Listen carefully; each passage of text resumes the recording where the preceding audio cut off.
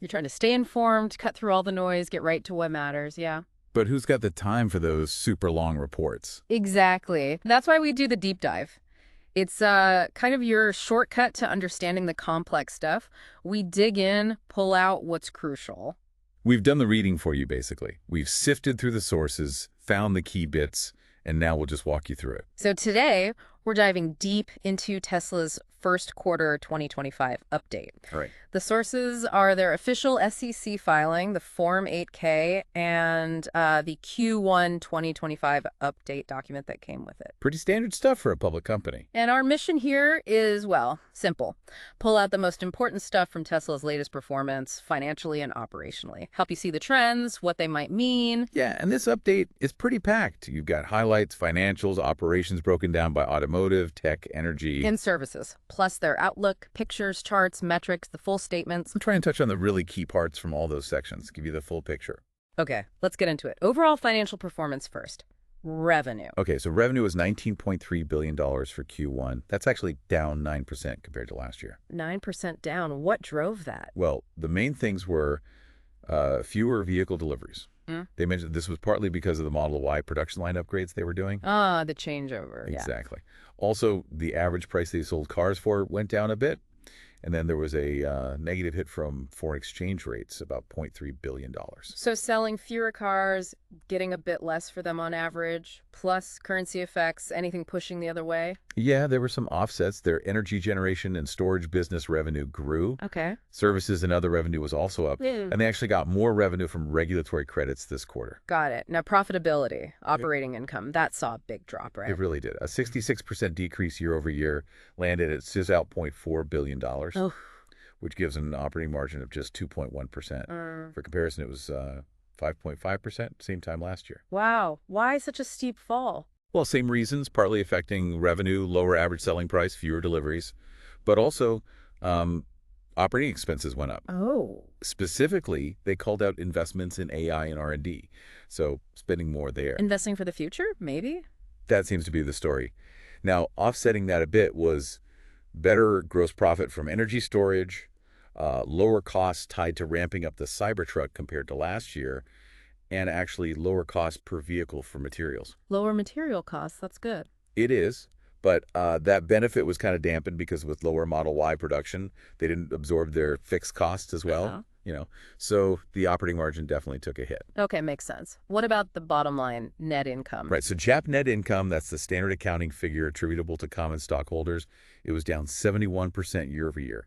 Came in at $0.409 billion. 71%, that's significant. It is. Now, they also give a non-GAAP number that pulls out things like stock-based compensation, digital asset stuff, kind of aims for the underlying business performance. And how did that look? It's less severe. Down 39% year over year to $0.934 billion. Still down, but not quite as sharp a drop. Okay. So profits down significantly either way you slice it. How's their cash position? Always a key thing to watch. Indeed. And actually, their cash equivalents and investments increased slightly during the quarter. Oh, really? Yeah, up by $0.4 billion compared to the end of last quarter. Yeah. They ended Q1 with $37.0 billion. How did they manage that with profits falling? Positive free cash flow. They generated about $0.7 billion in free cash flow. That came from $2.2 billion in cash from operations minus $1.5 billion they spent on capital expenditures. Right, so bringing in more cash than they spent, even with lower profits. That's a healthier sign. Definitely helps buffer things. Okay, let's switch gears. This is where it gets really interesting for me, the operational side. Automotive first. They talked about this big Model Y production line changeover, all 4 factories at once. Yeah, that's a huge point they made. Call it an industry first. Doing the simultaneous update in Fremont, Shanghai, Berlin, and Texas, and managing the supply chains across 3 continents, apparently without major disruptions.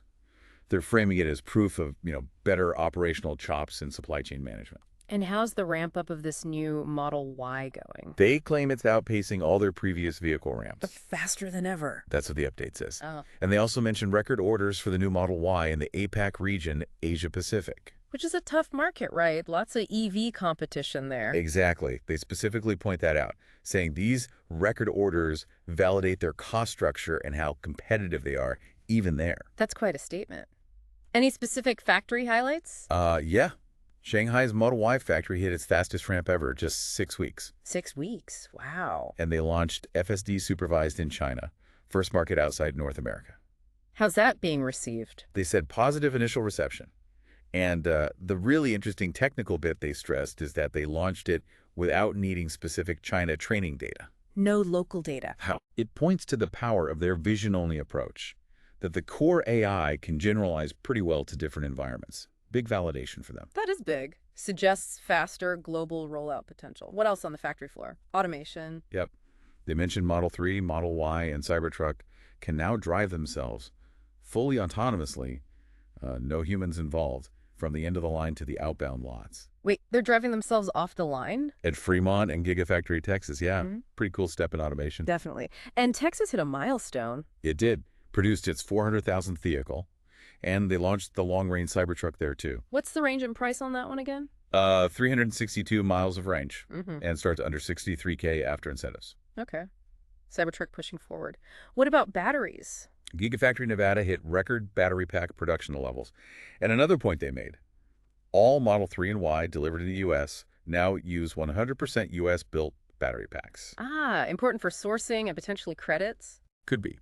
They also said Tesla semi-lines in Nevada and the Cybercab work in Texas are progressing, both still aiming for volume production next year. Okay. And internationally, what's up with Berlin?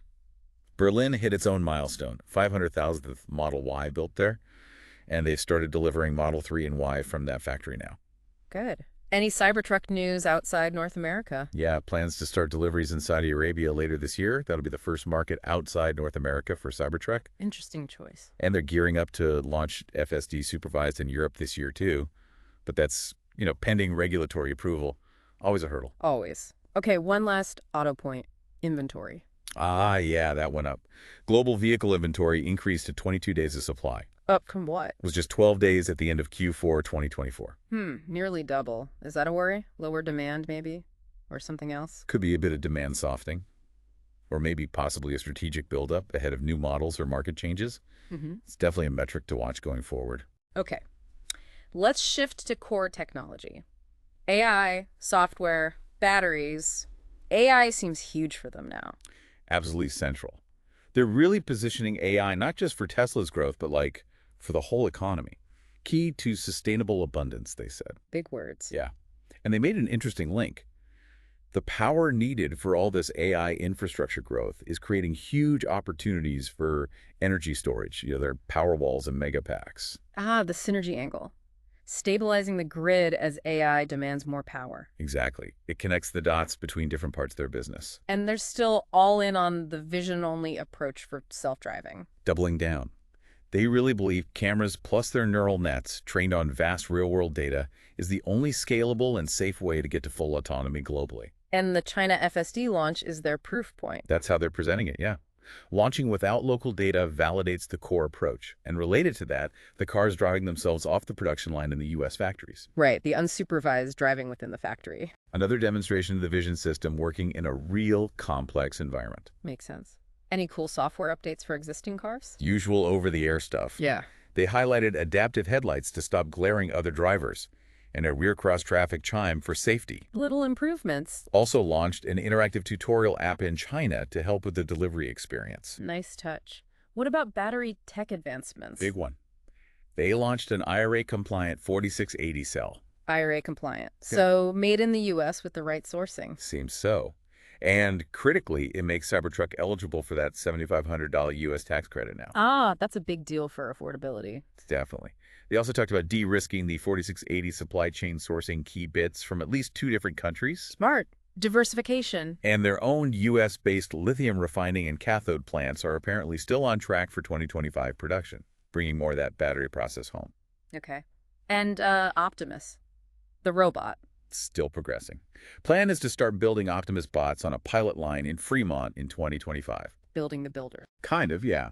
With the goal of eventually deploying them in their factories to do useful stuff. Oh, and the robotaxi pilot launch in Austin.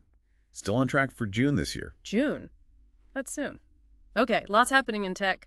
Let's move to energy, services, and other. Energy storage. Still growing. Yeah, looking at the last 12 months, Deployments are up. They do expect some, quarter-to-quarter ups and downs, Yeah. volatility. Sure. But longer term, they expect growth because they're expanding Powerwall and Megapack production capacity, though they did flag potential tariff issues causing near-term bumps. How did Powerwall do specifically this quarter? Another record. Fourth consecutive record quarter for deployments. Crossed 1 GWh for the first time. 1 GWh. Yeah. And there's still supply constraint, apparently. Can't Yep. make them fast enough. Yeah. Also, the overall energy business gross margin improved from the previous quarter. Good sign. What about the big batteries, megapacks? Megafactory Shanghai pumped out over 100 megapacks in Q1. But they didn't count in the deployment numbers. No, because they were still in transit to the customer. But it shows the factory is running. They highlighted its localized supply chain and its capacity, 20 GWh now, potentially 40 GWh. Huge capacity. Important for global demand. Very. Especially, they noted, given the uncertain cost structure in the U.S. Yeah. Having that overseas capacity helps. Right. And the services and other segment, how's that doing? Pretty well. Gross profit up 25% year over year. They said that's mostly from better profitability in non-warranty repairs and collision services. Okay. And superchargers, still expanding. Yep. Network grew 17% year over year. Over 1,800 new stalls added. People using them more. Looks like it.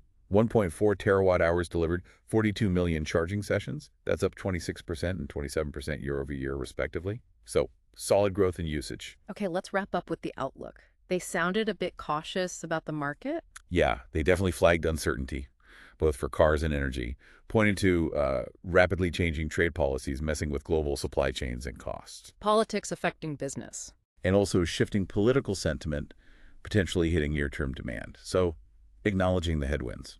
Despite that, what are they focusing on strategically? The big theme is expanding the business model towards autonomous robots. Robots everywhere. Well, multiple forms. For customers, like Robotaxi, and for their own factories, like Optimus, all powered by their real-world AI. They think their low-cost, localized manufacturing helps here. Makes sense. And they emphasize sticking to critical investments, but keeping a strong balance sheet. Prudent. What about growth expectations for the rest of 2025? Did they give guidance?